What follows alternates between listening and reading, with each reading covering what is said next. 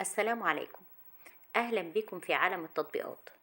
لو أنت مهتم بالجديد والمفيد في عالم التطبيقات، ياريت تشترك في القناة وتفعل الجرس علشان يوصلك مننا كل جديد ومفيد في عالم التطبيقات، ونقدر نشرح لك كل التطبيقات اللي تهمك في حياتك، سواء كانت تطبيقات محلية أو تطبيقات عالمية، زي تطبيقات السيارات، تطبيقات العقارات، التطبيقات اللي بتستنزف حساباتك أو بتهدد بياناتك، وكمان تطبيقات التعارف. النهاردة هنتكلم عن تطبيق أدميرال. تطبيق أدميرال ده هو الطريقة السهلة لعرض وإدارة بوليصة التأمين الخاصة بيك. لو انت مأمن على عربيتك أو على الشاحنة بتاعتك أو على أي شيء في حياتك، تقدر تدير بوليصة التأمين بتاعتك من خلال تحميل التطبيق ده. التطبيق ده بيعرض لك بطريقة سهلة بوليصة التأمين بتاعتك الخاصة بيك وإدارتها. بيقدر يعرض لك التأمين الحالي الخاص بيك، ويقدر التطبيق ده يجري تغييرات على معلوماتك الشخصية وتعديل في أي وقت.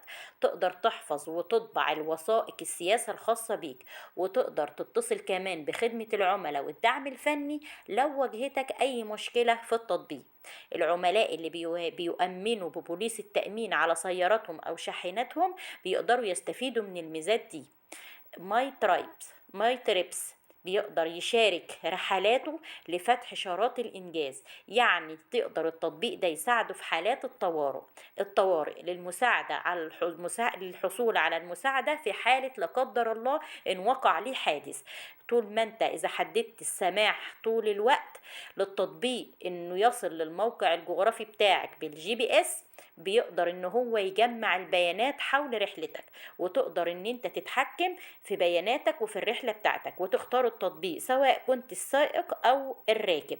وتقدر كمان إن انت تعرف خط سير الحافلة بتاعتك وتتابعها بانتظام، علشان تعرف مكان تواجدها ولو لا قدر الله حصل لها أي شيء.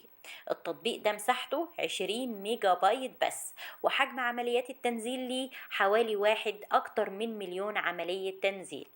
أتمنى أكون وصلت التطبيق ده بشكل سهل وبسيط، وياريت بعد تحميل التطبيق كل واحد يقول تجربته في التعليقات، سواء كانت تعليقات إيجابية أو تعليقات سلبية. ولو انت شفت الفيديو ده بعد فترة ولقيت فيه أي تعديل أو تحديث في التطبيق، ياريت تبلغنا بيه عشان نوصله ليك تاني بشكل أفضل.